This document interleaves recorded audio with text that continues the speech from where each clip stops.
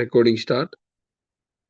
நல்லது. மீண்டும் ஒரு ஆசீர்வதிக்கப்பட்டதான அதிகால வேளாண்டுடைய சமூகத்துல ஆண்டவரை துதித்து ஆண்டவரை நோக்கி பார்த்து இந்த நாளிலும் ஜீவனுள்ள வார்த்தையை கேட்கும்படியாய் வந்திருக்கிறதான ஒவ்வொரு தேவ பிள்ளைகளையும் என் ஆண்டவரும் இரட்சகரும் இப்பெருமா இருக்கிற இயேசு கிறிஸ்து நாமத்தினாலும் டெலிவரி மினிஸ்ட் சார்பாக உங்கள் அனைவரையும் அன்போடு இந்த அதிகாலை ஜெபத்தில் வாழ்த்து வரவேற்கிறேன். தொடர்ந்துமாக இதனுடைய ஊடகம் என்கிறதான தலைப்போடு கூட அநேக காரியங்களை நாம் தொடர்ந்து கற்றுக்கொண்டு வருகிறோம். எங்கள் மத்தியில பாஸ்டர் கிருபா அவங்க இருக்கிறாங்க. தொடர்ந்துமாக ஜீவனுள்ள வார்த்தைகள் மத்தியில கொண்டு வருவாங்க. Pastor welcome pastor. Praise the Lord. கர்த்தருடைய பரிசுத்த உள்ள நாமத்துக்கு மகிமை உண்டாகட்டும். ஆண்டவர் இயேசு கிறிஸ்துவின் இனிதான நல்ல நாமத்தில் இணைப்பில் இருக்கின்ற ஒவ்வொருவருக்கும் காலை வணக்கத்தை தெரிவித்துக் கொள்கிறேன். கர்த்தர் நல்லவர். காலைதோறும் அவருடைய கிருபைகள் புதியவர்களாய் இருக்கிறது. வேதம் சொல்லுகிறது காலையிலே அவரை தேடுகிறது ஒரு பிரத்யேகமான ஒரு நேரம். அது நல்ல நேரம். ஏனென்றால் அதிகாலை பொழுது என்பது அது ஒரு அமைதியான நேரம். அது அந்த நாளை ஆரம்பிக்கின்ற ஒரு நேரம்.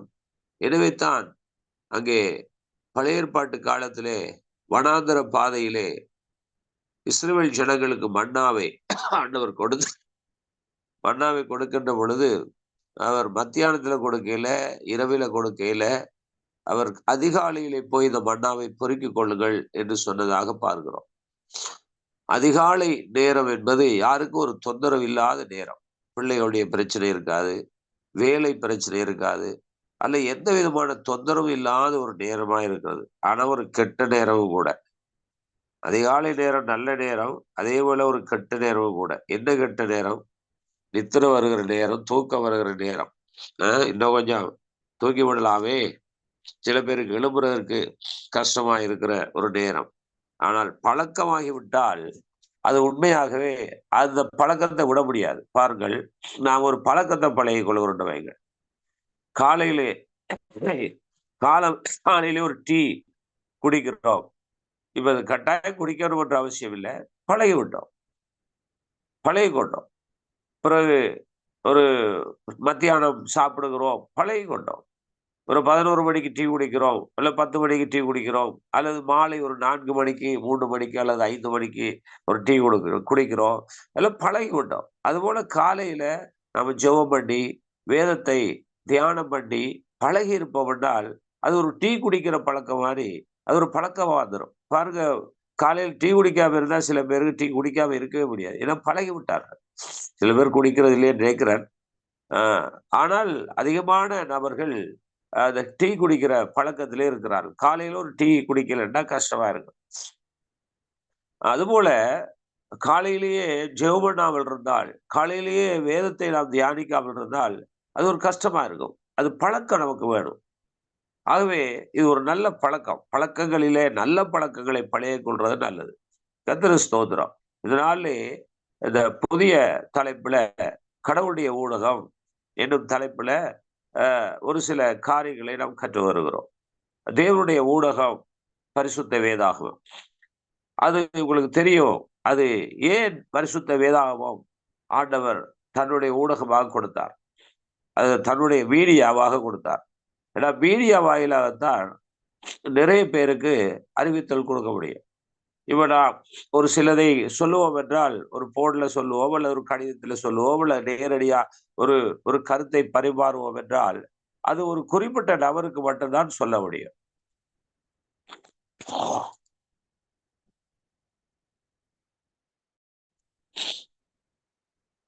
மீடியா என்று தகவல் ஊடகம் என்று வருகின்ற பொழுது, அல்லது கம்யூனிகேஷன் என்று வருகின்ற பொழுது, அது நிறைய பேரோடு தொடர்பு தகவல் பரிமாற்றம் செய்கிறதுக்கு ஊடகம் என்பது மிக முக்கியமானது. ஆகவே உங்களுக்கு தெரியும், முதல் ஊடகம் பரிசுத்த வேதாகமம். முதல் ஊடகவியலாளர் ஜேர்னலிஸ்ட் தேவன் தான். முதல் எழுத்தாளர் சொல்லலாம். அவர் சீனாய் மலையிலே அங்கே மோசைக்கு 10 கட்டளை தன்னுடைய விரலினால் எழுதி கொடுத்தார். அப்ப முதலாவது. அடுத்து பார்த்தோம், முதலாவது ஒரு தொலைவில் இருந்து காட்சியை கண்டார்கள். தொலைவில் இருந்து காட்சியை கண்டார்கள். தொலை பிளஸ் காட்சி அப்படி என்றால் தொலைக்காட்சி, தூர தரிசனம். கவனிங்க, டெலிவிஷன். அடுத்தது பார்த்தோம் ரேடியோ, வான் ஒளி, வான் பிளஸ் ஒளி, வான் பிளஸ் ஒளி. அவ வானத்திலிருந்து கேட்ட சத்தம், ஒளி, வானொலி. அப்ப இதெல்லாம் நாங்கள் வேதாகமத்திலே கொஞ்சம் ஆராய்ந்து பார்க்கின்ற பொழுது, தேவன் அவர் காட்சியினூடாக தன்னுடைய அ தன்னுடைய எண்ணங்களை வெளிப்படுத்துகிறார். எழுத்தினூடாக அவர் மனிதனோடு தேவன் தொடர்பு வைக்கிறார். அடுத்தது பார்த்தோம் வானொலி, அதாவது வானத்திலிருந்து பிறந்த சத்தத்தினூடாக அங்கே தேவன் மனிதர்களோடு தொடர்பை ஏற்படுத்தினார். ஆனா இந்த நாளிலே எப்படி தேவன் தம்முடைய தொடர்பை வைக்கிறார் என்றால், பரிசுத்த வேதாகமம் நம்முடைய இந்த வேத புத்தகத்திலிருந்து நம்மோடு தொடர்பு வைத்திருக்கிறார். பிரியமானவர்களே, ஆனால் இந்த ஊடகத்தை இன்னைக்கு தவறாய் பயன்படுத்துகிற ஒரு நிலை காணப்படுகிறது. இதை யாருமே அவதானிக்கிறது இல்லை, குறைவு. தேவன் நல்லவர் தான், அதுல சந்தேகம் இல்லை. ஆனா பிசாசு கெட்டவன் என்பது அதுவும் சந்தேகம் இல்லை. அவ பிசாசுடைய தந்திரங்களை நாம் அறிய வேண்டும். பவுல் இந்த பிசாசுடைய தந்திரங்களை மிகவும் ஆழமாய் அறிந்து, பவுல் தன்னுடைய நிருபங்களிலே நிறைய விஷயங்களை அவர் எழுதியிருக்கிறார். பிரியமானவர்களே, ஆகவே பிசாசுடைய தந்திரங்களை நாம் கண்டுபிடிக்க வேண்டும். சரி, பிசாசுக்கு ஒரு உலகம் கிடையாது. பிசாசு மனிதனை படைக்கவில்லை. பிசாசு கண்டு ஒரு பைபிளும் இல்லை, கவனியுங்கள். ஆனா எல்லாம் தேவனுடையதான். தேவனுடைய உலகம், தேவன் மனிதனை படைத்தார். மற்றும் தேவன் தம்முடைய ஊடகமாகிய வேதாகமத்தை வைத்திருக்கிறார். ஆனால் பிசாசு என்ன செய்கிறான் என்று பார்த்தீர்கள் என்றால், அவன் தேவன் எங்கே இருக்கிறாரோ, தேவன் எங்கே பேசுறாரோ, தேவன் எங்கே மனிதன் சந்திக்கிறாரோ, அந்த இடத்துல எல்லாம் பிசாசு என்ன செய்யறான், கிரியை செய்யறவனா இருக்கிறான். அவ தேவன் கிரியை செய்கிற இடத்துல பிசாசு கிரியை செய்கிறான் என்பதை இன்றைக்கு மக்கள் அறியாது இருக்கிறார்கள். ஏன் அதை அறியவில்லை என்றால், அதை குறித்ததான அறிவில்லை. நீங்கள் ஆதியிலிருந்து இன்று வரைக்கும் நீங்கள் கவனித்து வருவீர்கள் என்றால், பிசாசுடைய கிரியை எங்கே இருக்கிறது? இப்போ பொதுவா ஒரு சைவ கோயில்ல, ஒரு விக்கிரக ஆராதனை வைக்கிற கோயில்ல அது அவனுடைய கட்டுப்பாட்டிலே இருக்கு. ஆனா அது அவனுக்கு பெருசான விஷயம் கிடையாது. அவனுக்கு அது பெரிய விஷயம் கிடையாது. ஆனா எது பெரிய விஷயம்? பிசாசுடைய கொள்கை என்ன? பிசாசுடைய தரிசனம் என்ன? பிசாசுடைய நோக்கம் என்ன? நல்ல கவனிங்கள். பிசாசு, சாத்தான் என்று சொல்வது அதனுடைய அர்த்தம் எதிர்த்து நிற்பவன். தேவனுக்கு, தேவனுடைய திட்டங்களுக்கு எதிர்ப்பவன், தேவராஜுக்கு எதிர்த்து நிற்பவன். அப்ப தேவன் எதை சொன்னாலுமோ அதை எதிர்த்து நிற்பதே அவனுடைய ஒரு பெரிய திட்டமாயிருக்கிறது. அப்ப இந்த திட்டத்தையும் நாங்கள் அறிந்து கொள்ள வேண்டும். அதுக்குத்தான் வேதம் சொல்லுகிறது, தெளிந்த புத்தி உள்ளவர்களாயிருங்கள், விழித்திருங்கள். ஏனெனில் உங்கள் எதிராளியாகிய பிசாசானவன் எவனை விழுங்கலாமோ என்று வகை தேடி சுற்றித் திரிகிறான் என்று பார்க்கிறோம். பிசாசானவன் வகை தேடி சுற்றித் திரிகிறதையும் நாம் மக்களுக்கு சொல்ல வேண்டும். அதை குறித்து வேதாகமும் சொல்லுகிறது.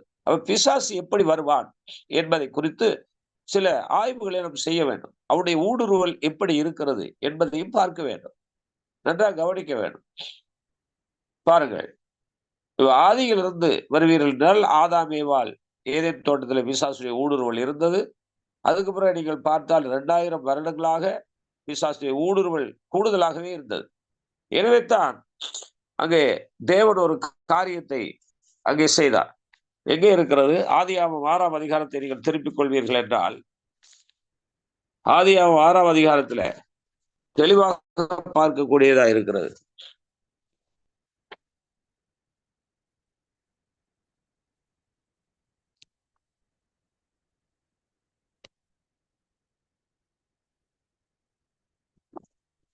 Praise the Lord. Hallelujah.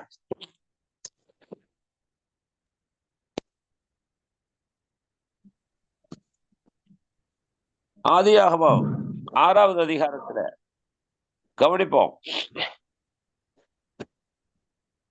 5வது வசனத்தை வாசிங்க. மனுஷனுடைய அக்கிரமம் பூமியிலே பெருகினது என்றும் அவன் இருதயத்து நினைவுகளின் தோற்றமெல்லாம் நித்தமும் பொல்லாததே என்றும் கர்த்தர் கண்டு. ரைட். இப்ப பாருங்க, மனுஷனுடைய அக்கிரமம் பூமியிலே பெருகினது என்றும் அவன் இதயத்து நினைவுகள் தோற்றமெல்லாம் நித்தம் கொள்ளாது என்றும் கர்த்தர் கண்டு தாம் பூமியிலே மனுஷனை உண்டாக்கினதற்காக கர்த்தர் மனஸ்தாபப்பட்டார். அது அவர் இருதயத்துக்கு விசனமா இருந்தது. இப்ப இங்கே என்ன நடந்தது? இப்ப மனிதர்கள் மத்தியிலே என்ன நடக்கிறது? ஏன் தேவனுடைய இருதயம் விசனப்பட்டது? ஏன் அவர் கவலைப்பட்டார்? ஏன் மனிதனை படைத்ததுக்காக விசனப்பட்டார், கவலைப்பட்டார், மனஸ்தாபப்பட்டார்? அவர் மனிதனை படைக்கும் போது எப்படி படைத்தார்? உலகத்தை படைக்கும் போது எப்படி படைத்தார்? எல்லாம் நல்லது நல்லது நல்லது. 6வது நாள் பார்த்தீங்கன்னா மிகவும் நல்லதுன்னு தான் எல்லாவற்றையும் நாம் பார்க்கிறோம். அப்ப இந்த இடத்துல எப்படி, எதனால எப்படி நடந்தது? 1 வருஷமா 2 வருஷமா? இல்ல, 2000 ஆண்டுகள். உடனே ஆண்டவர் ஒரு தீர்மானத்துக்கு வந்தார். என்ன தீர்மானத்துக்கு வந்தார் என்றால், 7வது வசனம் வாசியுங்கள். 7வது வசனம். கர்த்தர் நான் சிருஷ்டித்த மனுஷனை பூமி மேல் வைக்காமல் மனுஷன் முதற்கொண்டு மிருகங்கள், ஊர் பிராணிகள், ஆகாயத்து பறவைகள் பரியந்தமும் உண்டாய் இருக்கிறவைகளை நிக்கிரகம் பண்ணுவேன். நான் அவர்களை உண்டாக்கினது எனக்கு மனஸ்தாபமாய் இருக்கிறது என்றார். பார்த்தீர்களா? இப்ப எதற்கு? இப்ப ஆண்டவர் மனிதனை அழிப்பதற்கா அல்லது இந்த உலகத்தை அழிப்பதற்கா தேவன் மனிதனை படைத்தார்? இந்த உலகத்தை படைத்தார் இல்ல. அப்ப என்ன நடந்தது? பிசாசுடைய ஊடுருவல். தேவன் படைத்த உலகத்துல, தேவன் படைத்த மனிதர்கள் மத்தியில பிசாசுடைய ஊடுருவப்பட்டு 2000 ஆண்டுகள் மனிதர்கள் அங்கே தேவனுக்கு விரோதமான பாவம் செய்ததுனால தேவனுடைய முடிவு, அவருடைய தீர்மானம் கவலைக்குரியதாய் அவர் எடுக்கக்கூடியதா இருந்தது. ஏன்? பிசாசுடைய ஊடுருவல். அப்ப நீங்க விசுவாசிகள், ஊழியர்கள், தேவ ஜனங்கள் இன்னைக்கு ஊடுருவல் இல்ல அப்படி நினைக்க கூடாது. சபையில ஊடுருவல் இல்ல, போதனையில ஊடுருவல் இல்ல, விசுவாசிகளுக்குள்ள பிசாசுடைய ஊடுருவல் இல்ல, அல்லது தீர்க்க தரிசிகளுக்குள்ள ஊழியர்களுக்குள்ள பிசாசுடைய ஊடுருவல் இல்ல என்று நீங்கள் எப்படி சொல்ல முடியும்? தேவன் தம்முடைய ஊடகமாகிய பரிசுத்த வேதாகமத்திலே மிகவும் தெளிவாய் சொல்லுகிறார். மிகவும் தெளிவாய் சொல்லுகிறார். ஆனால் நாம் இதுகளை கவனிக்கிறது இல்லை. எவ்வளவுதான் நாம் சத்தியத்தை போதித்தாலும் மக்கள் கேட்கிறது மட்டும்தானே தவிர செய்யறதை பற்றி அல்லது தேவனுடைய சரியான ஒரு ஆழமான சத்தியத்துக்குள்ளே வருவதை பற்றி கவனம் கொள்கிறதும் இல்லை. சரி, வாசிக்கலாம். நோவாவின் காலத்தில 6வது 6ஆம் அதிகாரத்திலே கவனித்தோம்.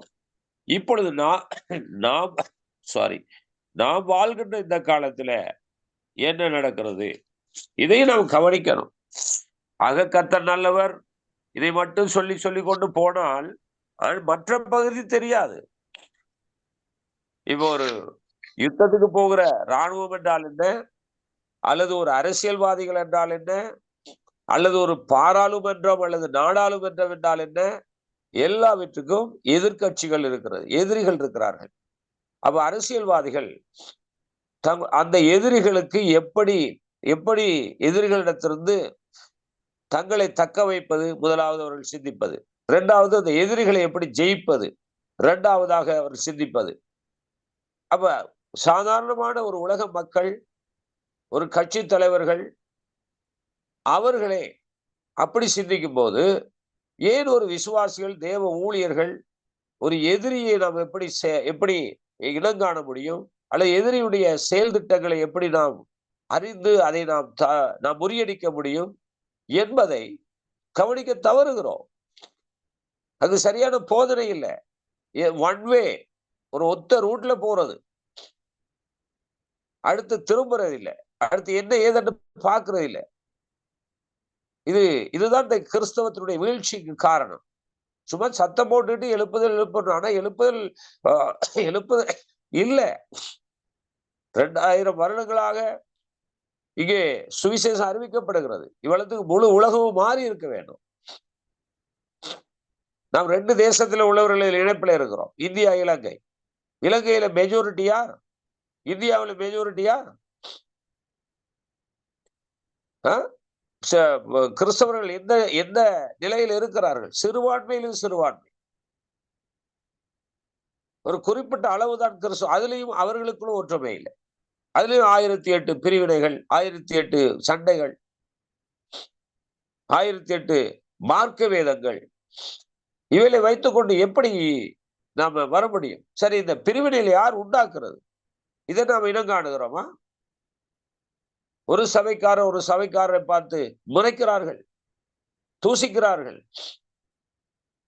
இப்ப நானெல்லாம் இந்த ஃபெலோஷிப்ல, லீடர்ஷிப்ல இருந்திருக்கிறேன். இந்த ஃபெலோஷிப், இந்த ஊழியர்களை கொண்டு நடத்துறது ஐயோ வேண்டாம்னு போயிடும். போட்டி, பொறாமை, எரிச்சல், சண்டை, சச்சரவு. ஆனா எல்லாரும் கையை பிடித்து பாடுவோம், ஆராதிப்போம். சும்மா கையெல்லாம் பிடித்து எல்லாம் ஜெபம் பண்ணுவோம், ஆராதிப்போம். எல்லாரும் கையை பிடிச்சுக்கொள்வோம், ஒருத்தருடைய கையை பிடிச்சுக்கொள்வோம், ஆராதிப்போம். ஒரு குறிப்பிட்ட காரியத்துக்காக ஜெபம் பண்ணுவோம், ஜெபம் எல்லாம் பண்ணுவோம். பண்ணி முடிய சில காரியங்களை சொல்லி நிறைவேற்ற சில செயல் திட்டங்களை செயல்படுத்துகின்ற பொழுது பெரிய அமளி துமளியா போயிடும். பாராளுமன்றத்தை விட மோசம். அப்படி என்ன காரணம்? ஒரு மனமாய் கையை பிடித்து ஜெபம் பண்ணினோம், ஒரு மனமாய் எல்லாரும் சேர்ந்து ஒரே பாட்டை எல்லாரும் சேர்ந்து பாடினோம், ஒரே ஆராதனை செய்தோம், எல்லாம் செய்தோம்.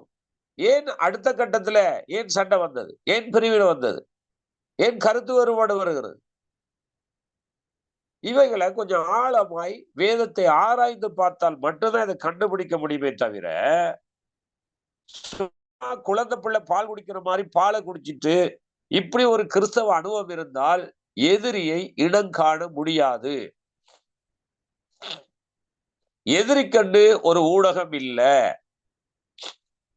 ஊடகம் என்ன? நம்ம இதை சொல்றேன், அவனுக்கண்டு ஒரு உலகம் இல்ல, அவனுக்கண்டும் மனிதர்கள் இல்ல, அவனுக்கண்டும் பைபிள் இல்ல. அவன் என்ன செய்வான்? தேவன் படைத்த உலகத்திலே, தேவன் படைத்த மனிதர்களுக்குள்ளே, தேவன் கொடுத்த வேதத்துக்குள்ளே தான் ஊடுருவி தேவனுக்கு எதிரான செயல்பாடுகளை கொண்டு வருவான் என்பதை இன்னைக்கு நிறைய பேருக்கு விழிப்பும் தெளிவும் இல்லாமல் இருக்கிறது. ஆனால் தேவன் இந்த இணைப்புல இருக்கிற உங்களுக்கு எவ்வளவோ விஷயத்தை அவர் போதித்து கொண்டிருக்கிறார். எத்தனையோ விஷயங்களை அவர் கற்றுக் கொடுத்து கொண்டிருக்கிறார். ஆனா நாம என்ன செய்கிறோம்? ஓ, நல்லா தான் இருக்கு, பரவாயில்ல, ரைட், ஓகே. அடுத்து இன்னொருவர் வருவார், இன்னொரு கருத்தை சொல்லுவார். ஓ, அதுக்கு நல்லா தான் இருக்கு, பிரச்சனை இல்லை. பிறகு நாங்க அந்த கூட்டத்துக்கு போறோம், இந்த கூட்டத்துக்கு போறோம், அங்க போறோம், இங்க போறோம். ஒரு 50 பிரசங்கம் கேட்டுட்டோம், 50 போதகருடைய பிரசங்களை கேட்டுட்டோம் என்ற ஒரு ஆத்ம திருப்தி விசுவாசிகளுக்கு இருக்கு. ஆனால் கேட்டோமே என்ன கேட்டோம்? எது அதில் தேவையானது?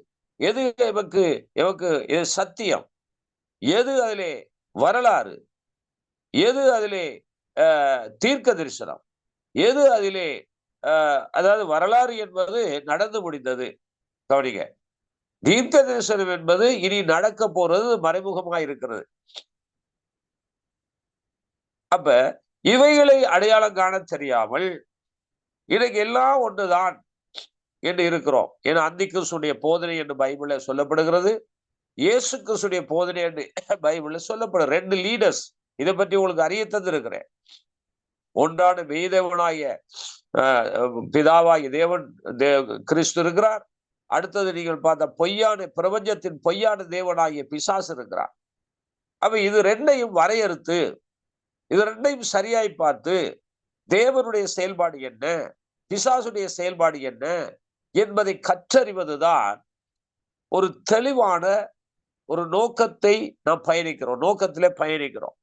அவை ஜெபம் என்றாலும் ஜெபத்துக்கு ஒரு தெளிவான ஜெபம் இருக்கு, ஆராதனை செய்வதிலும் தெளிவு இருக்கு, எல்லாவற்றிலும் தெளிவு இருக்கு. கவனியுங்கள். ஆகவே பரிசுத்த வேதாகமாகிய தேவனுடைய ஊடகம் இன்றைய சமகாலத்திலே வாழ்ந்து கொண்டிருக்க காலத்திலே என்ன நடக்கும் என்பதை இப்ப கண்ண மூடிட்டு கண்டபடி தீர்க்க தரிசனம் சொல்றதுன்றது அது பொய்யாவும் இருக்கும், மெய்யாவும் இருக்கும். ஆனா வேதாகமே, முழு வேதவசனமே தேவனுடைய தீர்க்க தரிசனம் என்று எழுதப்பட்டிருக்கிறது. கவனிகள். ஆகவே இந்த சமகாலத்துல இப்ப ஆதியில பார்த்தோம், 6ஆம் அதிகாரத்துல பார்த்தோம். என்ன நடந்தது? மக்கள் பாவம் செய்தார்கள். அதற்கான காரணம் என்ன? பிசாசுனி ஊடுருவல். இப்ப இந்த காலத்துல என்ன நடக்கிறது? வாசிப்போம். மத்தேயு சுவிசேஷம் 25வது அதிகாரம் 24வது அதிகாரம் 24வது அதிகாரம்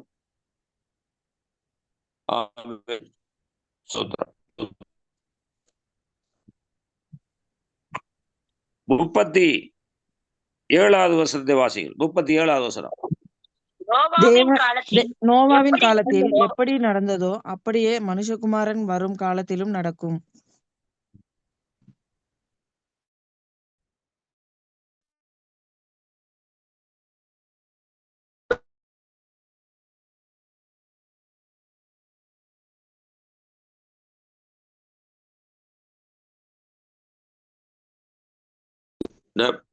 கிளியர் இல்ல, நான் வாசிக்கிறேன். நோவாவின் காலத்தில் எப்படி நடந்ததோ அப்படியே மனுஷகுமாரன் வருங்காலத்திலும் நடக்கும். கேக்குதா? Praise the Lord. Praise the Lord. கேக்குதா சார்? அப்ப இப்ப நம்ம நோவாவின் காலத்துல பார்த்தோம், ஆதியாகமம் 6ஆம் அதிகாரத்துல. இப்ப எந்த காலம் இது? இப்ப சில பேர் சொல்ல கிருபையின் காலம். அப்ப எதை செய்தாலும் பிரச்சனை இல்லை, கிருபையில அவர் மூடிடுவார், கிருபையில எல்லாம் நடந்து விடும்.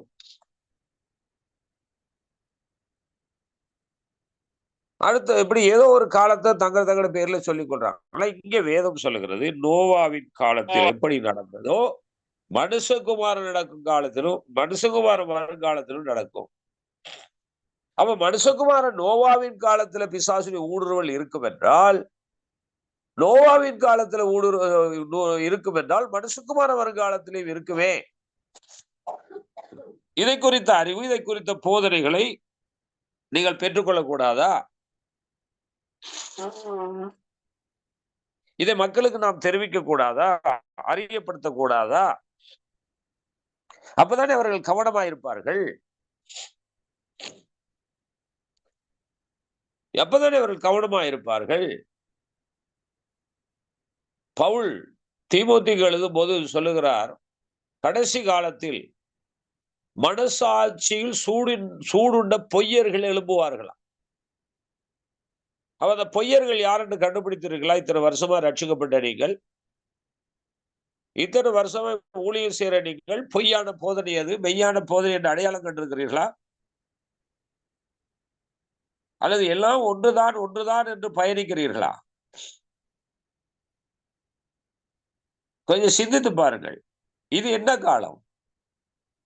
மனுஷகுமாரன் வருங்காலம். அவ மனுஷன்குமாரன் வருங்காலத்துல என்ன சம்பவிக்கும் சொல்லுங்க?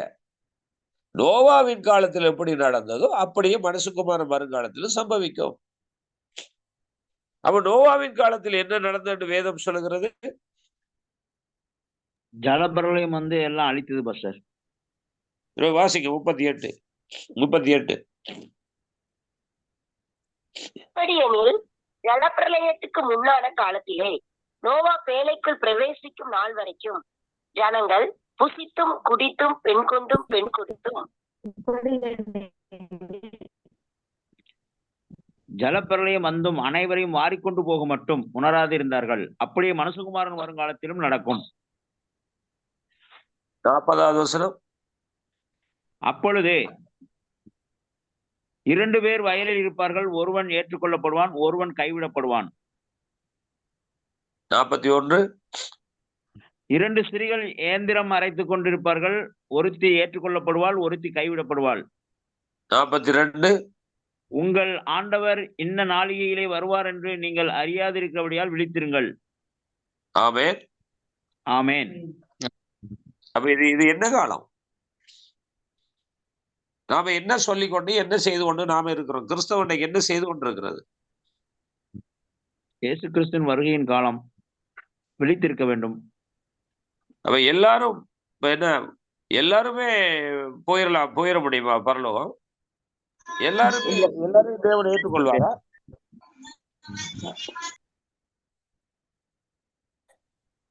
கொஞ்சம் கவனம் பண்ணுங்க. எல்லாரையும் தேவன் ஏற்றுக்கொள்ளுவாரா? 2 பேர் வயல்ல இருக்கிறார்கள். 2 பேர் வீட்டில இருக்கிறார்கள். ஒரு ஆள் தான் ஏற்றுக்கொள்ளப்படுது. ஒரு ஆள் கைவிடப்படுது. எல்லா கிறிஸ்தவர்களும் தேவனுடைய ராஜ்யத்துக்கு போயிட முடியுமா? ஞானஸ்நானம் பெற்றா திருவிருந்தெடுத்தா போயிட முடியுமா?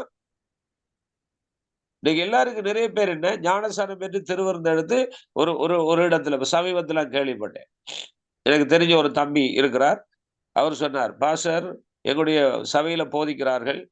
ஞானஸ்நானம் பெற்று திருவிருந்து எடுத்துட்டோம்னா நாம என்ன பாவம் செய்தாலும் என்ன அநியாயம் செய்தாலும் அது ஆண்டவர் அதை கவனிக்க மாட்டார், பார்க்க மாட்டார். நாம பரலோக ராஜ்யம் போகலாம் என்று போதிக்கிறார்கள் என்று சொல்லுகிறார். இதையும் ஆமென் சொல்லவும் அல்லேலூயா சொல்லுகிற கூட்டங்களும் இருந்து கொண்டுதான் இருக்கிறது. அப்ப அங்க என்ன நடக்குது? பிசாசு ஊடுருவல். என்ன சொல்லுகிறார்? வேதம் என்ன? வேதத்தை கவனிக்கிறது இல்லை, வேதத்தை கற்றுக்கொள்றது இல்லை. தங்களுடைய விருப்பத்துக்கு பாடல்களை எடுத்துக்கொள்றது, தங்களுடைய விருப்பத்துக்கு ஏதோ சொல்லிக்கொண்டு ஏதோ செய்து கொண்டு வேதாகமம் சொல்லுகிறபடி எதையும் செய்யறதில்லை. தங்களுடைய விருப்பத்துக்கு நமக்கென்று ஒரு ஆசை இருக்கு. அந்த ஆசையை தேவனுடைய ஆசையாய் கொண்டு வந்து ஜாயின் பண்றது. உன் ஆசையை நிறைவேற்றுவாருன்னா எல்லா ஆசையும் நிறைவேற்றுவாரா? எடுத்துக்கொள்ளுங்கள். 1 கொரிந்தியர் 10வது அதிகாரத்தை திருப்பிக் கொள்ளுங்கள். 1 கொரிந்தியர் 10வது அதிகாரம்.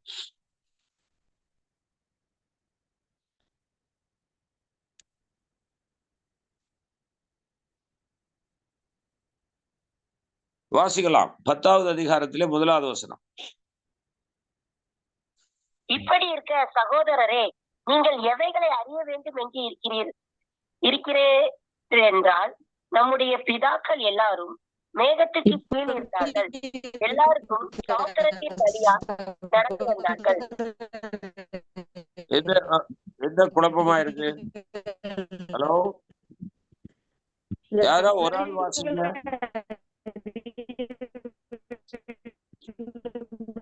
கிளியர் இல்லாம இருக்காமா? சுதாராணி மைக்க அன்மியூட் பண்ணுங்க. ஒரு ஆள் மியூட் பண்ணி வாசிக்கும் போது மற்றவங்க அன்மியூட் பண்ணுங்க. ஏன்னா அது கிளியர் இல்லாம இருக்கு. திரும்ப யாராவது வாசிங்க. இப்படி இருக்க சகோதரரே, நீங்கள் எவைகளை அறிய வேண்டும் என்றால், நம்முடைய பிதாக்கள் எல்லாரும் மேகத்துக்கு கீழாய் இருந்தார்கள். எல்லாரும் சமுத்திரத்தின் வழியாய் நடந்து வந்தார்கள். ரைட், கவனிங்க. இப்படி இருக்க சகோதரரே, நீங்கள் எவைகளை அறிய வேண்டும் என்று இருக்கிறேன் என்றால், இப்ப இந்த மீடியா ஸ்டைல்ல பேசுவேன் என்றால், ஊடக ஸ்டைல்ல பேசுவேன் என்றால், இது ஒரு அனௌன்ஸ்மெண்ட், ஒரு அறிவித்தல்.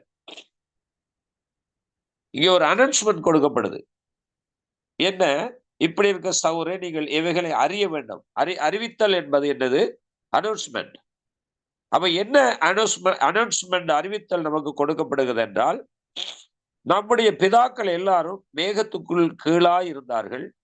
எல்லாரும் சமுத்திரத்தின் வழியாய் நடந்து வந்தார்கள். 2வது வசனம், எல்லாரும் மோசைக்குள்ளாக மேகத்தினாலும் சமுத்திரத்தினாலும் ஞானஸ்நானம் பண்ணப்பட்டார்கள். எல்லாரும் ஒரே ஞான போஜனத்தை புசித்தார்கள். எல்லாரும் ஒரே ஞான போஜனத்தை புசித்தார்கள். எல்லாரும் ஒரே ஞானப்பானத்தை குடித்தார்கள். எப்படினில் அவர்களோடு கூட சென்ற கண்மலையின் தண்ணீரை குடித்தார்கள். அந்த கண்மலை கிறிஸ்துவே. அப்படி இருந்தும் அவர்களில் அதிகமான பேர்களிடத்தில் தேவன் பிரியமாய் இருந்ததில்லை. ஆதலால் வனாந்தரத்தில் அவர்கள் அழிக்கப்பட்டார்கள். அவர்கள் இச்சித்தது போல நாமும் பொல்லாங்கானவர்களை இச்சியாதபடிக்கு இவைகள் நமக்கு திருஷ்டாந்தங்களாய் இருக்கிறது. என்ன திருஷ்டாந்தங்கள் என்றால் என்ன? திருஷ்டாந்தங்கள் என்று சொல்வது என்ன?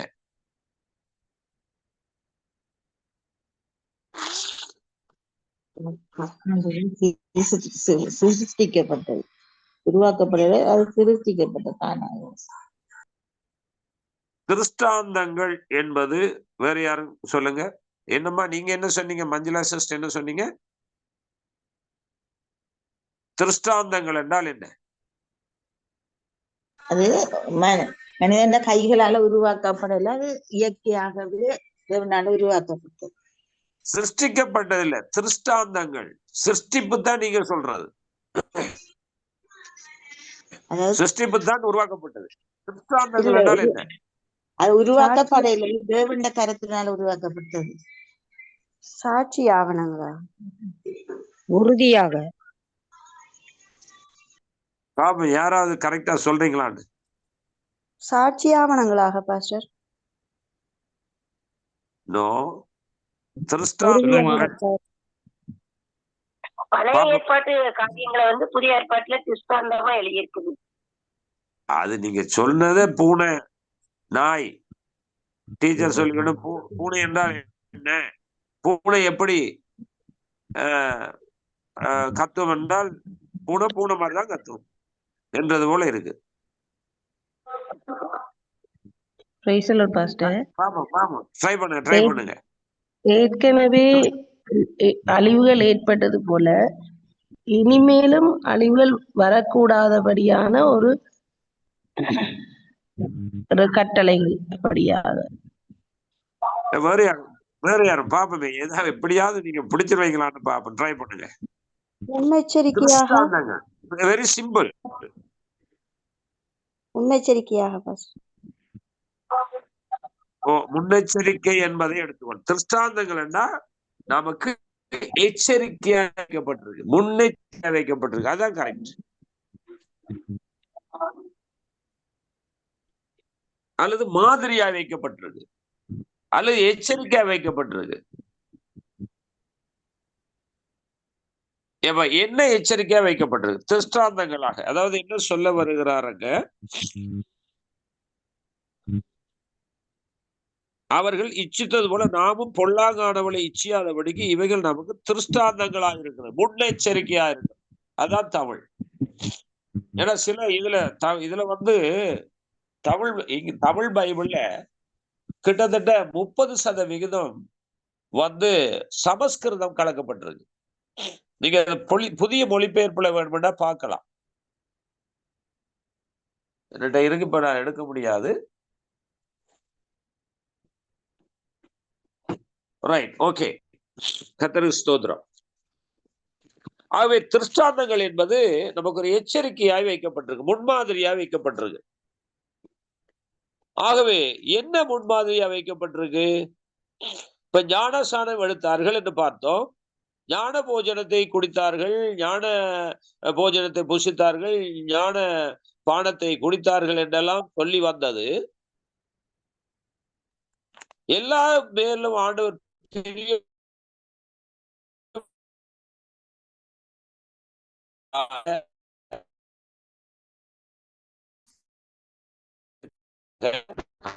ஏதோ போய் கொண்டோம், திருவந்தெடுத்தோம் என்றால் மற்ற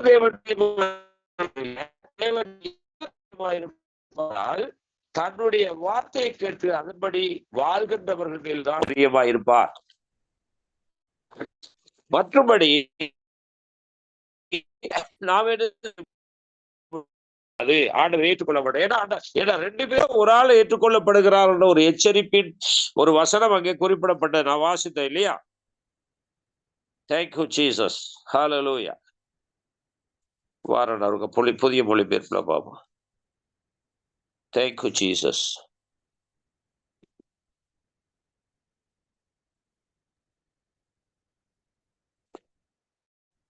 மொழிபெயர்ப்பு வாசி பாருங்க, அங்க கரெக்டா போடப்பட்டிருக்கு. இதுல வந்து திருஷ்டாந்தம் என்பது சமஸ்கிருதம். அதான் உங்களுக்கு ஒன்றும் தெரிய மாட்டேன்னுது. ஏன்னா சமஸ்கிருதம், அதனால பைபிளை சரியா ஆராயணும், பைபிளை சரியா கற்றுக் கொடுக்கணும். நீங்க கற்றுக்கொள்ளணும். எழுதமான போக்குல எல்லாம் தெரியும் என்று நாம பைபிளுக்குள்ள போக கூடாது. இந்த திருஷ்டாந்தங்கள் என்ற அந்த விஷயம் நிறைய பேருக்கு தெரியாம இருக்கு. ஒரே ஒரு நபர் மட்டும்தான் இது எச்சரிக்கைன்னு சொன்னீங்க. இதான் நான் புதிய மொழிபெயர்ப்புல வாசிக்கிறேன்னு பாருங்க. Thank you Jesus. அவர்கள் தீமையான காரியங்களின் மேல் தமது இதயங்களை நாட்டம் கொண்டது போல நாமும் இராதபடி இவை இவை நமக்கு ஒரு எச்சரிக்கையின் எடுத்துக்காட்டாய் இருக்கிறது. பாத்தீங்களா? திருஷ்டாந்தங்கள் என்றால் என்ன சொல்லுங்க இப்ப? எச்சரிக்கையாகவும் எடுத்துக்காட்டாகவும் இருக்கிறது. அதனாலதான் நம்ம கற்றுக்கொள்ளணும்னு நான் சொல்றேன். நமக்கு நிறைய விஷயங்கள் தெரியாம இருக்கு பாருங்க. நாம ஏதோ ஒரு கொஞ்சத்தை கற்றுக்கொண்டால் நமக்கு எல்லாம் தெரியும் என்று ஒரு மனப்பான்மை சில பேர் கற்றுக்கொள்ள வாரதே இல்லை பாருங்க. இப்ப இந்த உண்மையாக இந்த ஸ்டடிக்கு இந்த டெலிவரன்ஸ் மினிஸ்ட்ரிக்குள்ள இவ இருக்கிறவங்க எல்லாம் பார்த்தா 100 பேருக்கு மேல இருக்கணும். வருவார்கள், கொஞ்ச நாளைக்கு கேட்பார்களே, இது என்னடா புளிச்சு போச்சு, ஏதோ புளித்து போன மாதிரி கேட்டு கேட்டு புளித்தது போல முடிஞ்சது போய்கொண்டே இருக்கிறார். ஆனா நிறைய விஷயங்களை குறிப்பாய் என்னுடைய ஸ்டடியிலேயே நிறைய நான் போதிக்கும் போது எனக்கே தெரியுது, எனக்கும் பிரயோசனமா இருக்கு. இது நான் என்னால இப்படி சொல்ல முடியாது. இது தேவன் தான், தேவனுடைய கிருபையினால், தேவனுடைய ஆவியினால் தான் நான் பேசிக் கொண்டிருக்கேன். இதெல்லாம் ரெவலேஷன். ரிசர்ச் பண்ணணும். சும்மா பைபிளை வாசிக்கிறது வேற, சும்மா ரிசர்ச் பண்ணாமல் நீங்க வாட்டுக்கு சர்ச் பண்ணாமலுக்கு நீங்க சும்மா வாசிக்கிறது என்பது வேற. பாருங்க, அந்த ஒரு சின்ன விஷயம், இந்த திருஷ்டாந்தம் என்பது சரியான நமக்கு புரியவில்லை. இப்ப இதுல எல்லாம் வளர்ந்தவர்கள், புதிய விசுவாசிகள் நீங்கள் இல்ல, ஊழியம் செய்யற நீங்கள். நமக்கே சில விஷயம் தெரியாத போது ஒரு சாதாரண மக்களுக்கு எப்படி தெரியும்?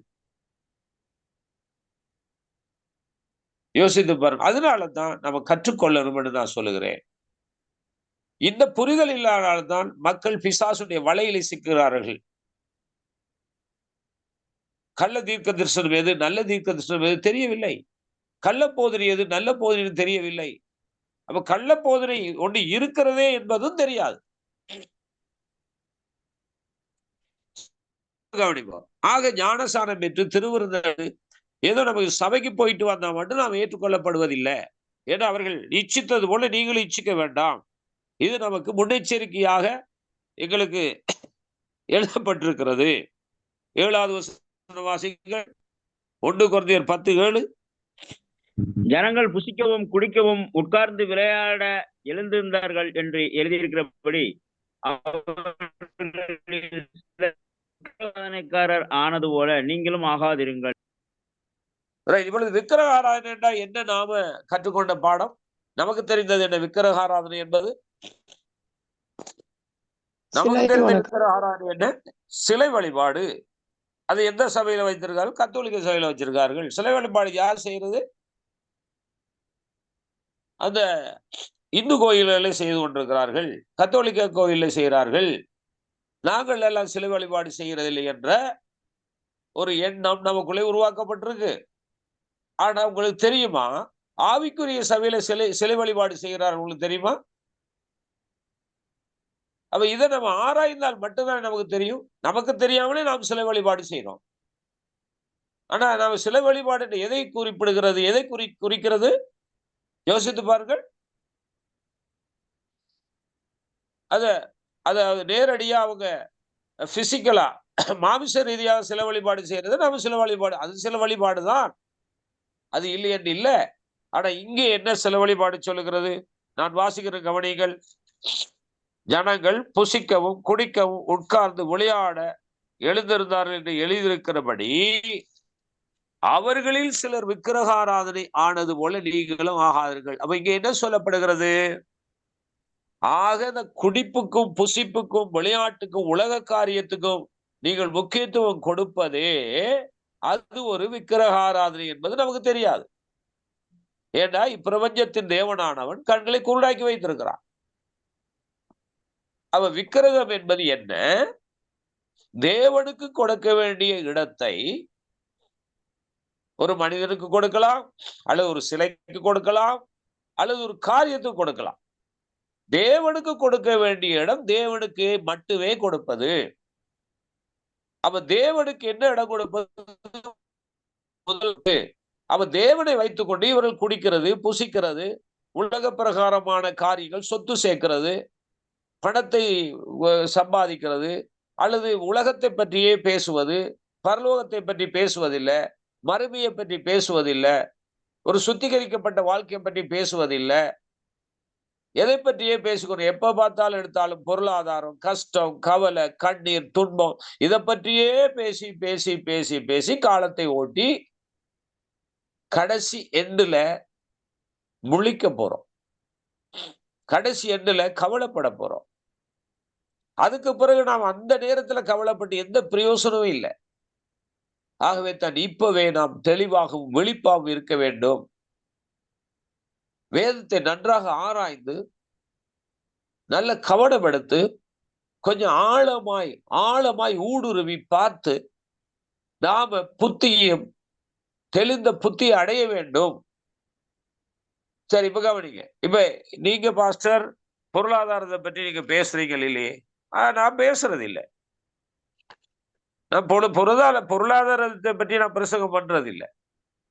பண்ண வேண்டிய அவசியம் இல்லை. வளர்ந்து விட்டால் பொருளாதாரம் பற்றி கவனிக்க வேண்டிய அவசியம் இல்லை. வாசிங்கள். இதெல்லாம் பேபி கிறிஸ்டியானிட்டி தான் இந்த பொருளாதாரத்தை பற்றியே பேசிக்கொண்டிருப்பது. அதை பற்றியே எப்ப எடுத்தாலும் எந்த வசனத்தை எடுத்தாலும் அந்த வசனத்துக்குள்ள கொண்டு வந்து நம்முடைய கொள்கைகளையும் நம்முடைய தேவைகளையும் திணிக்கிறது. வசனம் சொல்லுவது வேறு, அந்த வசனத்தை எடுத்துக்கொண்டு வந்து இன்னொன்றை போதிப்பது. கவனிங்கள். ஏன் நான் பேசுவதில்லை? நான் வேதத்தை தெளிவாய் கவனிக்கிறேன், எனவே நான் பேசுவதில்லை. ரைட், வாசிக்கலாம். ஏன் நான் பேசுவதில்லை? காரணத்தை சொல்லுகிறேன். வாசிப்போம். எனக்கும் தேவையில் இருக்கிறது, எனக்கும் பொருளாதார தேவையில் நிறைய விஷயங்கள் இருக்கிறது. சோ அதுல நாம் கவனித்துக் கொண்டு அதையே பேசிக்கொண்டிருக்க வேண்டிய அவசியம் இல்லை. நாம் பேச வேண்டியதை பேசினால் நமக்குரியதை அவர் தருவார். கவனிங்கள். வாசிப்போம். யோவான் 15வது அதிகாரம் 7வது வசனம். யோவான் 15:7.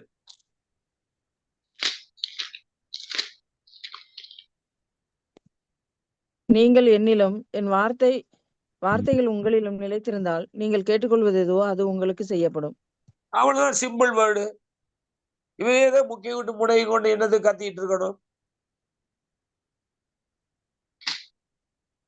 நான் சொல்றேன், உங்களுக்கு புரியுதா? கேக்குதா? விளங்குதா? ஆமென். ஆமென்.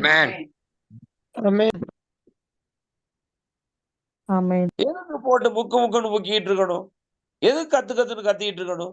சிம்பிள். வசனத்து கீழ்ப்படிங்க, அவ்வளவுதான். இது வசனத்து கீழ்ப்படியாதவங்கதான் போட்டு காலையில இருந்து சாயங்காலம் வரைக்கும் ஈவினிங் வரைக்கும் கத்திக்கிட்டு இருக்கணும். வசனம் தெரியாதவங்க தான் போட்டு கத்துன்னு கத்திட்டு இருக்க வேணும்.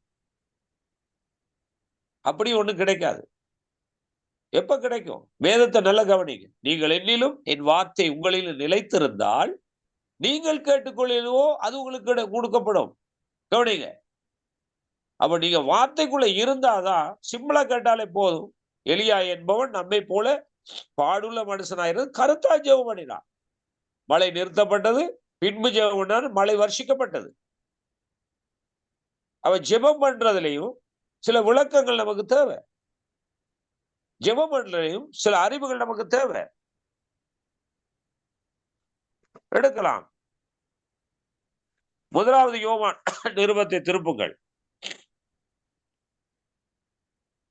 சும்மா நாம பழகி கொண்டத பழக்கத்தோஷத்துல எதையாவது செய்து விட்டு நாம் திருப்தி அடைகிறோம். ஆனால் தேவன் தம்முடைய ஊடகமாகிய பரிசுத்த வேதாகமத்தில் நமக்கு என்ன சொல்லி தந்தார் என்பதை கவனிப்பதில்லை. ஏதோ ஒரு வசனத்தை சாட்டுக்கு எடுத்துக்கொள்கிறது. அதை எடுத்துக்கொண்டு நாம் நம்முடைய இஷ்டத்துக்கு பிரசங்கம் பண்ணுகிறது, நம்முடைய இஷ்டத்துக்கு ஜெபிக்கிறது, நம்முடைய இஷ்டத்துக்கு ஆராய்ச்சி செய்கிறது. இந்த வேர்ஸ்ட் வர்ஷிப் இருக்குன்னு உங்களுக்கு தெரியுமா? வேர்ஸ்ட் பிரேயர் இருக்குன்னு உங்களுக்கு தெரியுமா? வேர்ஸ்ட் டீச்சிங் இருக்குன்னு உங்களுக்கு தெரியுமா? இப்ப உங்களுக்கு தெரியப்படுத்துகிறேன். நான் வேத ஆதாரம் இல்லாமல் எதையும் பேசுவதில்லை. இஷ்டத்துக்கு பேச மாட்டேன். கவனிங்கள். ரைட். இப்ப நாம வாசிப்போம். பொருளாதார தேவைகள், ஜெபத்தை பற்றி என்ன பைபிள் சொல்லுங்க. இதுக்கான தெளிவு நமக்கு தேவை. நான் முதல் வாசித்தேன். நீங்கள் என்னிலும் என் வார்த்தையில் உங்களில் நிலைத்திருந்தால் நீங்கள் கேட்டுக்கொள்வது கிடைக்கும். அதுக்காக காலையிலிருந்து கத்துன்னு கத்த வேண்டிய அவசியம் இல்லை. நாம வார்த்தை கீழ்ப்படித்தோம் என்றால் சிம்பிளா கேட்டா போதும், தேவன் தருவார். சரி, வாசிப்போம். 1வது யோவான் நிருபம் 3வது அதிகாரம் 20வது வசனம். நம்முடைய இருதயமே நம்மை குற்றவாளிகளாக தீர்க்குமானால் தேவன் நம்முடைய இருதயத்திலும் பெரியவராய் இருந்து சகலத்தையும் அறிந்திருக்கிறார். அடுத்த வசனம். பிரியமானவர்களே, நம்முடைய இருதயம் நம்மை குற்றவாளிகள் என்று தீர்க்காதிருந்தால் நாம் தேவனிடத்தில் தைரியம் கொண்டிருந்து அவருடைய கற்பனைகளை நாம் கை கொண்டு அவருக்கு முன்பாக பிரியமானவைகளை செய்கிறபடியினால் நாம் வேண்டிக் கொள்வது எதுவோ அது அவராலே பெற்றுக் கொள்கிறோம். கவனிச்சுங்களா? நோட் பண்ணீங்களா? ஆமென்.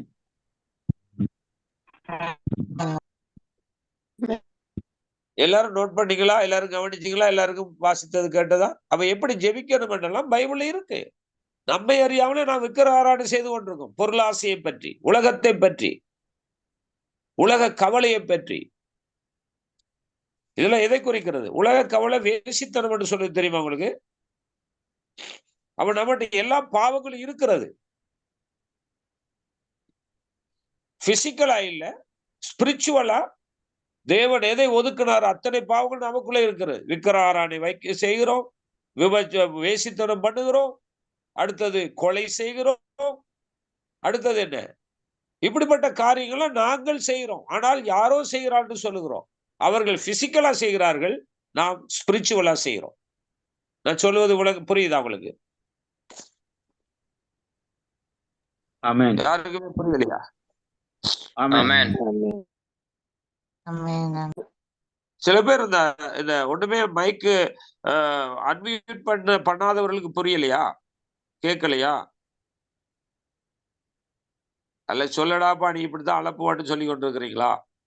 விளங்குது பாஸ்டர். விளங்குது pastor. Very good, very good, very good, very good ஐயா. சரி, அப்ப ஜெபம் பண்றதுக்கும் தேவனுடைய விருப்பம் அறிஞ்சு ஜெபிக்கணும். பாருங்க, இயேசு கிறிஸ்து ஜெபிக்க போனார், இயேசு ஜெபித்தார். ஆனா அவர் பிதாவின் விருப்பத்தை இருந்து ஜெபம் பண்ணினார். அதுதான் நமக்கு மாடல். யாரோ ஒரு லீடர், யாரோ ஒரு பிஷப், யாரோ ஒரு பாஸ்டர் நமக்கு சொல்லிவிட்டார்ன்றதுக்கு அது ஃபாலோ பண்ற சரியா அது தவறா என்று பார்த்துதான் பின்பற்றணும். ஆனா இயேசுதான் நல்ல மேய்ப்பன், அவர் தான் நல்ல போதகர். அவர் எப்படி ஜெபம் பண்ண அதை நீங்க பார்க்கணும். சொல்லும் அவர் ஜெபிக்கும் போது பிதாவே உங்களுடைய சித்தத்தின்படி ஆக கடவுள். ஆனா நாம அப்படி சொல்றோமா? உங்களுடைய சித்தத்தின்படி என்று நாம சொல்றோமா? சொல்லுங்க. இல்ல, சும்மா அடிடா புடிடா பிச்சண்டா பிரிச்சமடா உடைச்சமடான்றோம் ஜெபம் நடக்குது. பிதாவின் சித்தத்தின் படி செய்யணும். பாருங்க, இயேசுடைய ஜெபத்தை ஒன்று உங்களுக்கு நான் காட்டுகிறேன். கெத்செமனேக்கு போனார். அவர் சிலுவையிலே அறையப்படும் அந்த கடைசி நாட்களிலே அவர் கெத்செமனேக்கு போனார். போய் ஜெபம் பண்ணுகிறார். சொல்லுகிறார், ஜெபிக்கிற ஆண்டவரே, இந்த அவர் அதை குறித்து வேதத்துல வாசிக்கும் போது அவருடைய ஆத்துமா மரணத்துக்கு ஏதுவான துக்கம் கொண்டு இருந்ததாம். நல்ல கவனம் எடுங்க, மரணத்துக்கு ஏதுவான துக்கம் கொண்டு இருந்ததா அவருடைய ஆத்துமா. அப்ப அவர் கெத்செமனே போய் ஜெபிக்கிறார். பிதாவே, இந்த பாத்திரம் நீங்க கூடுமானால் நீங்கட்டும், ஆகிலும் என்னுடைய விருப்பத்தின்படி அல்ல உம்முடைய விருப்பத்தின்படி ஆக கடவுது. எத்தனை பேருக்கு கேட்டது இப்ப நான் சொன்னது? ஆமென். ஆமென். ஆமென். ஆமென். அவ ஜெபம் இயேசு எப்படி சொல்லி கொடுத்தாரோ அப்படித்தான் நாம செய்யணும். உங்களுக்கு தெரியுமா, ஜெபத்துக்குள்ள பிசாசுடைய ஊடுருவல் இருக்கிறது, பிரசங்கத்துக்குள்ள பிசாசுடைய ஊடுருவல் இருக்கிறது, திருச்சபைக்குள்ள பிசாசுடைய ஊடுருவல் இருக்கிறது. இது நாம இனம் கண்டிருக்கிறோமா? இயேசு இனம் கண்டார். இயேசு சொன்னார், சீசர் இடத்துல சொன்னார், இப்ப நாம எருசலேமுக்கு போகணும், அங்க என்னை பிடித்து கட்டுவார்கள், என்னை அடிப்பார்கள், என்னை கொடுமைப்படுத்துவார்கள், சிலுவையில் அறைவார்கள், நான் 3 நாள் உயிர் தெழுத வேண்டும் என்று இயேசு தம்முடைய சீசர்கள்ட்ட சொல்லிட்டு இருக்கும்போது பேதுரு குள்ள பிசாசு பூந்தான். இது உங்களுக்கு தெரியும் நினைக்கிறேன். தெரியும். பேதுருக்குள்ள பிசாசு போய் என்ன செய்தான்? சொல்லுங்க, யாராவது சொல்ல முடியுமா?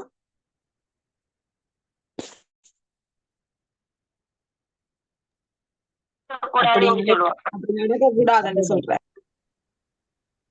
தனிய போய் கடிந்து கொள்ளவும் இப்படியெல்லாம் இது நடக்கக்கூடாதுன்னு கடிந்து கொண்டாருன்னு சொல்லப்பட்டிருக்கு. இப்ப தேவன் எப்படி இடம் கண்டுபிடிச்சார்? இயேசு எப்படி இடம் கண்டுபிடிச்சார் சொல்லுங்க.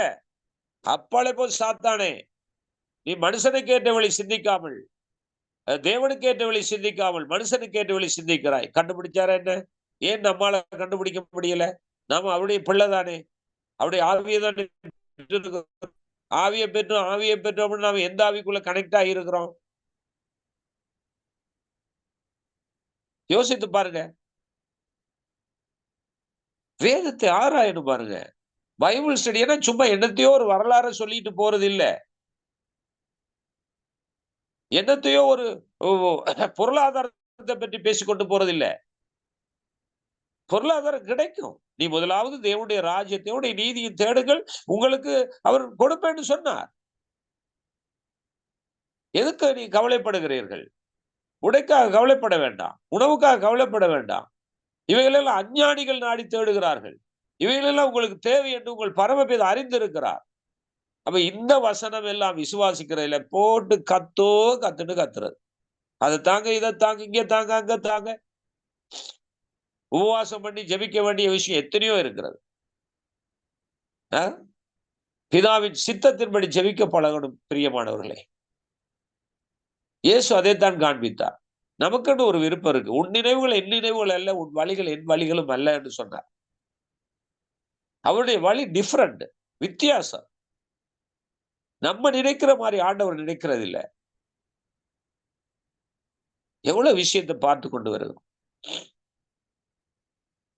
யோசித்து பாருங்கள். இதுலயே நீங்க என்ன செய்யுங்க, இஷ்டப்பட்டா வருவீங்க, இஷ்டப்பட்டா போய் விடுவீர்கள். அப்படி இருந்து என்ன பிரயோஜனம் இருக்கு?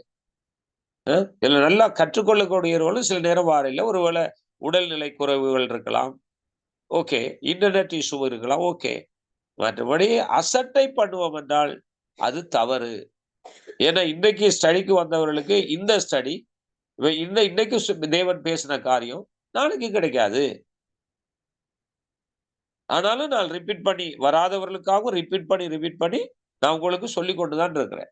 அப்ப ஜெபம் எப்படி பண்ணணும் என்பது தேவனுடைய ஊடகம் எங்களுக்கு சொல்லி தந்ததன்படிதான் பண்ணணும். நம்முடைய மாமிச இச்சைகளை நிறைவேற்றுவதற்காக ஜெபம் பண்ணுவது இல்லை. ஒரே பொருளாதாரத்தை பற்றி, ஒரே இந்த காரியங்களை பற்றியுமே சொல்லிக் கொண்டிருந்தால் இதுல என்ன இருக்கு? வாசிப்போம், வாசிகள். யாக்கோபின் நிருபம் 4வது அதிகாரம் 4வது அதிகாரம் முதல் வசனம்.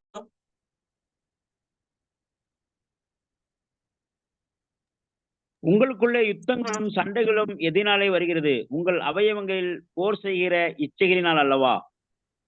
நீங்கள் இச்சித்தும் நீங்கள் கொலை செய்தும் பொறாமையுள்ளவர்களாய் இருந்தும் அடையாமல் போகிறீர்கள்.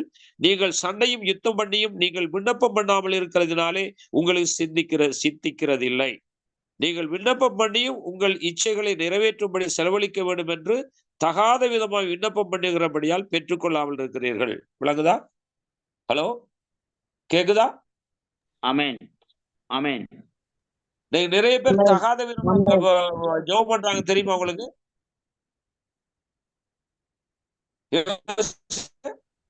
நல்ல வசனத்தை பாருங்க. இப்ப நான் இந்த சொல்லுகிற வசனத்தை குறிப்பிடுத்து நீங்க வீட்டுல போய் சிந்திச்சு பாருங்க.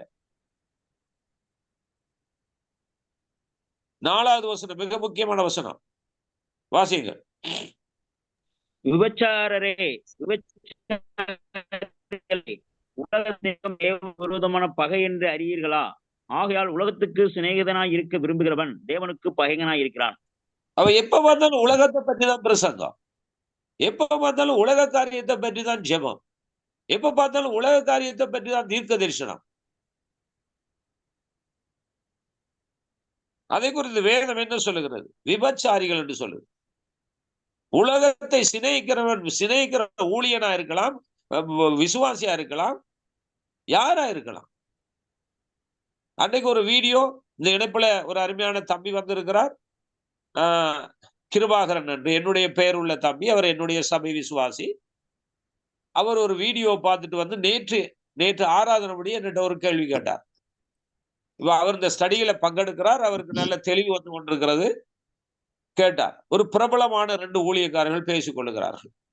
2வது ரட்சிப்பு, 1வது ரட்சிப்பு என்று இப்ப சொல்லுகிறார்கள். 2வது ரட்சிப்பு என்னவென்றால், இந்த பூமியில இருக்கிற நாம் சேர்த்து வைத்த கட்டி வைத்த வீடு வாசல், நம்முடைய சொத்து, இதெல்லாம் வந்து பூமியில இருக்கிற இந்த சொத்து, இந்த சம்பத்துகள், இவையெல்லாம் நாம மரித்து தேவனுடைய ராஜ்யத்துக்கு போன பிறகு திரும்ப 2வது ரட்சிப்பு ஒன்று ஆண்டவர் கொடுக்கிறாராம். அந்த ரட்சிப்புல அவர் நமக்கு திருப்பி தாராராம் இந்த பூமியில சம்பாதித்த சொத்துக்களை என்று 2 பிரபலமான தீர்க்கதரிசிகள் என்று சொல்லுவவர்கள் பேசிக் கொண்டிருக்கிறார்கள். உங்களுக்கு விளங்குதான சொல்றது? ஹலோ, ஆமென். யோசித்து பாருங்க. தவறாய் பெரிய ஆட்கள் போதிக்கிறார்கள். இந்த தம்பி நல்லா விளங்கி கொண்டார். என்னட்ட கேட்டார், நானும் பார்த்தேன். ஐயோ, இது தவறான போதனை. அவருக்கும் விளங்கிட்டது, எனக்கும் விளங்கிட்டது. ஆனா விளக்கம் இல்லாம எல்லாரும் டிவியை பார்த்து கொண்டிருக்கிறாங்க.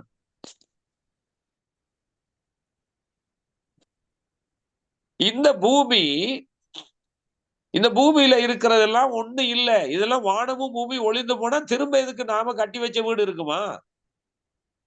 திரும்ப தேவனுடைய ராஜ்யத்துல நாம நிம்மதியா இருக்க போறோம். புதிய வானம் புதிய பூமி அடைய போறோம். அதுல நாம நிம்மதியா இருக்கிறத விட்டுட்டு திரும்ப எதுக்கு இந்த கவலைப்படுற வீட்டுக்கு வரணும்?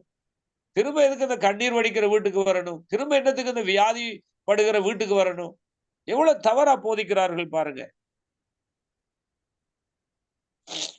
ஓகே, நீங்கள் இணைந்திருப்பது இந்த டெலிவரன்ஸ் மினிஸ்ட்ரி ஊடாக, தேவனுடைய ஊடகம், கடவுளுடைய ஊடகம் என்னும் வேத பாடம். இந்த வேத பாடமானது திங்கள் மற்றும் புதன், வெள்ளிக்கிழமைகளில் டெலிவரன்ஸ் மினிஸ்ட்ரி ஊடாக நடைபெறுகிறது.